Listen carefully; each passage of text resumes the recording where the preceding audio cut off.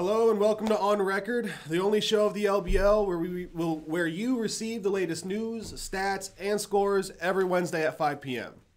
Thanks for tuning in today. We got a lot to get to, but first I'd like to thank the official sponsor of the LBL and the LBL Champions Cup, the VFW of Ohio Charities. If you'd like to know what they do in your community and what maybe you could do to help them, go to vfwohiocharities.com. Coming up, I want to touch on a few things. One of them being Austin Armstead making a case for himself for MVP. What's wrong with Jake Smeltz? He hasn't really been playing late in games, and I think some of his team is wondering what's up with that. I know I am, so I'm going to touch on that. And my last second shot, I'm going to leave that to a surprise at the end, and it's going to be more of a discussion for you guys. And then once we get there, whatever your thoughts are, comment below. Go to Twitter. Let us know what you think on Twitter. We'd love to hear your opinions.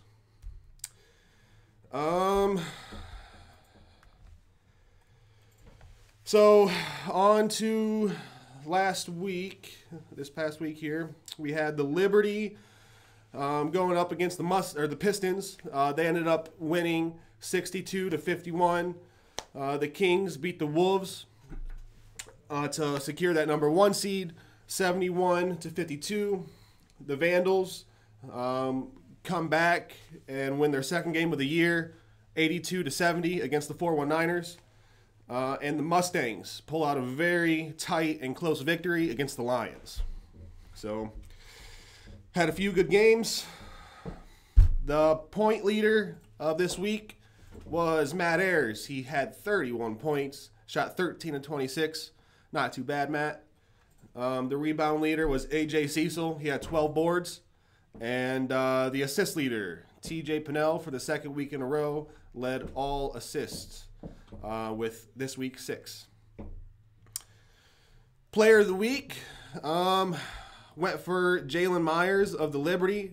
He led his team to a victory with 21 points, shot 7 of 10, and he grabbed down 10 rebounds. He's averaging a double-double on the season. So good job, Jalen.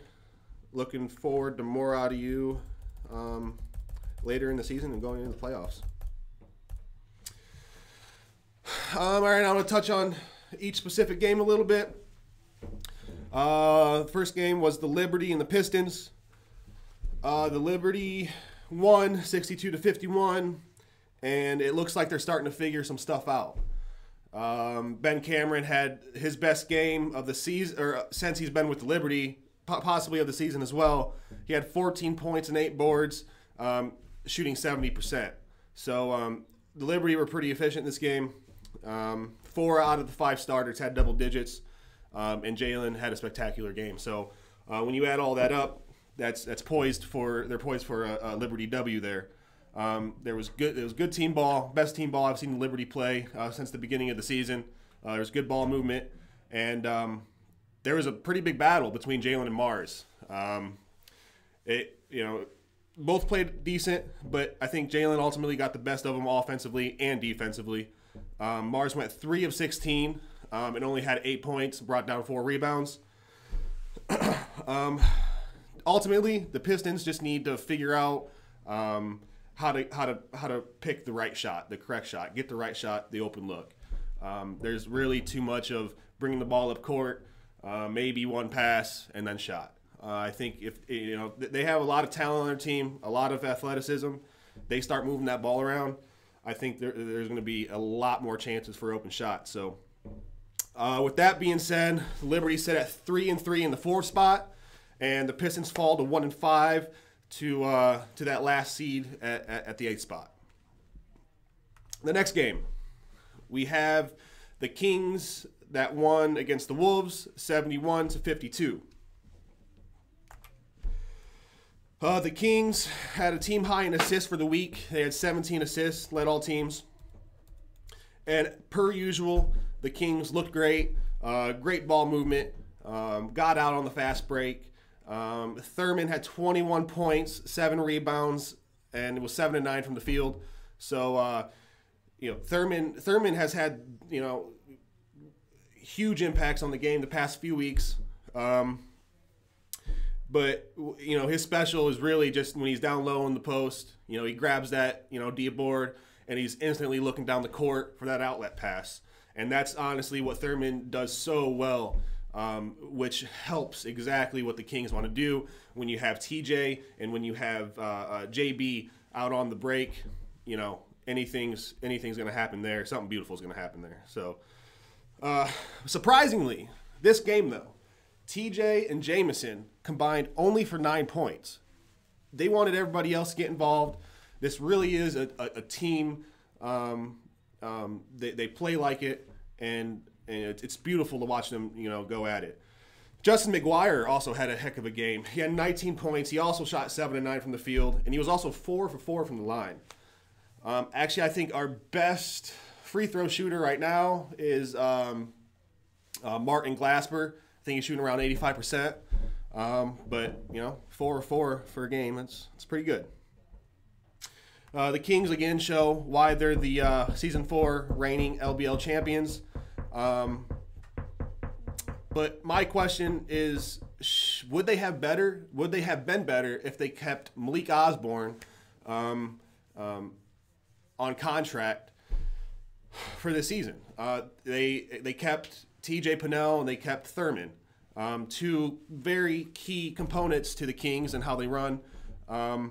So I think ultimately it was a good decision for Malik or for the team, for the Kings. Those two are key to what the Kings do. But Malik is one of the most dominant big men in the league. And the Kings, I think, would use him more efficiently than the Lions are using him. I think that maybe they should have kept him, but hey, it's all working out for the Kings and the Lions as well. So, also, the Kings' only loss was against the 419ers in the beginning of the season. Justice went 5 for 15 for only 12 points. Actually, that was Thurman and Justice. They both combined for only 12 for only 12 points. And they're definitely coming around towards the end of the season. So, way to pick it up, guys. The Kings are doing great. The Wolves fall back to the 6th seed. They're now 3-3. They got some catching up to do. They want to get up in the upper half of the standings there. The next game, Vandals and 419ers. The Vandals ended up beating the 419ers 82-70. It was a big win for the Vandals. This is their second win of the game. They've been shorthanded. They've actually lost their before I say anything else, I want to get out the way. King Goss actually just had a pretty big injury to his lower leg. And King, you're in our prayers, man. We hope to see you back on the court soon. If you need anything, you have our number. You can get a hold of us, man. Also, Austin Armstead had 23 points, 8 of 12 shooting. He had 5 boards. I think he's definitely he's continuing to make his case for MVP. If you want to go to our Instagram, check out his post-game interview, see what he had to say about him and his team. He actually said, "We are the best team." He said also that I am the MVP. He's putting up, those numbers. It's hard to dispute it. He's leading the league with 28 points. I think he's got a little shoulder on his chip, so he's got something to prove. The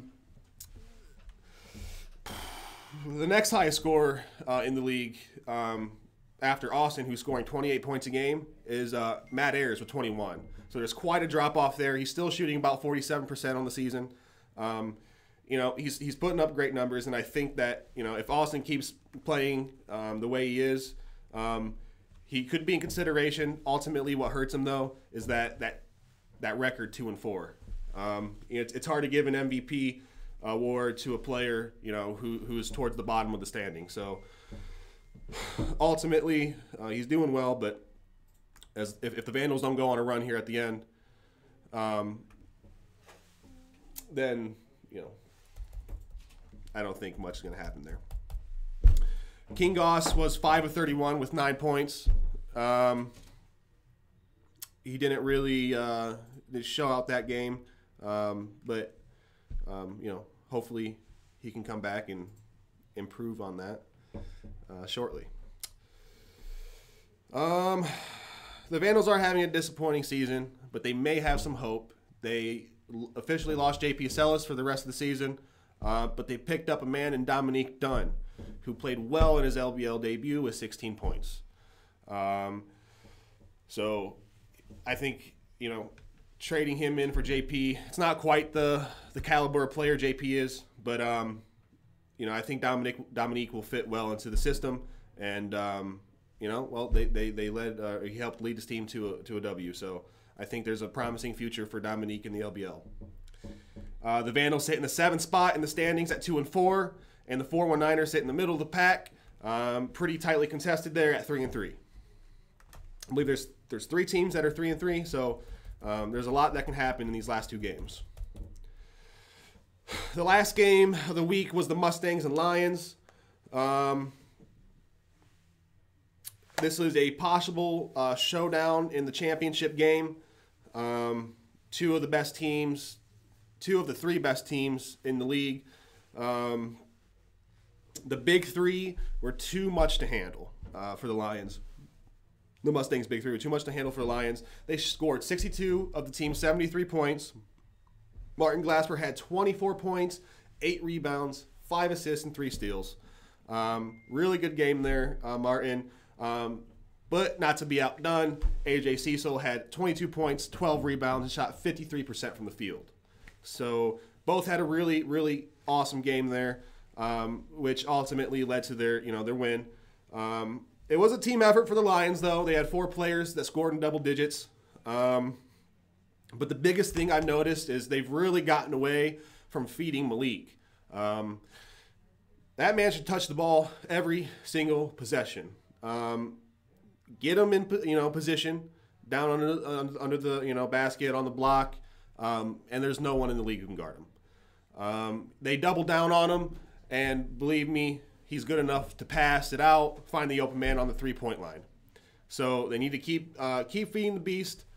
But one of the other things I've noticed about the Lions, one of the things I think they might be, why they think they lost the last game, and against the Liberty as well. Jake Schmeltz, the GM of the Lions, has pulled himself out of the games late. I don't know, maybe that's a confidence issue or what that might be, but what I do know is that he needs to be in the game if the Lions want to win late games that are close in the 4th quarter. So he needs to be in there.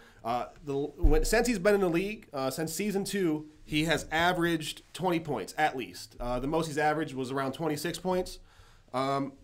This season, he's averaging a career low 10 points a game.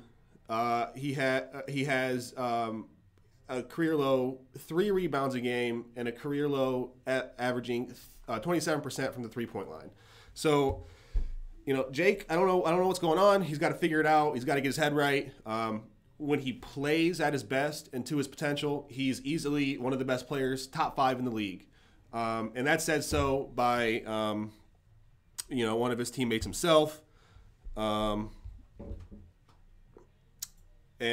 his whole team, the whole team believes in him, and as long as he can get it going, I think the Lions will be okay. So with that being said, the Mustangs secure the 2nd spot with the win over the Lions, and the Lions move to 3rd. Both teams are 4-2, but the Mustangs now hold the tiebreaker. Next week's games, we have the Pistons and the Vandals, the 419ers and the Mustangs, the Kings and the Lions, and the Wolves and the Liberty. I think the Vandals are going to pull out the game against the Pistons, 72-60. I think the 419ers are going to end up losing to the Mustangs 83-65. The Mustangs are just too good. The Kings and the Lions, I'm going to go with the Lions on this one. I think they want revenge from last game, and they're going to do well, I think, for the rest of the season. So Jake's going to figure it out. The Wolves and the Liberty. The Liberty's going to pull off a close one against the Wolves, 68-63. Those are my predictions. I'm going to start adding up all my predictions, and I think it'd be a fun little game to see what I go maybe at the end of the seasons. So,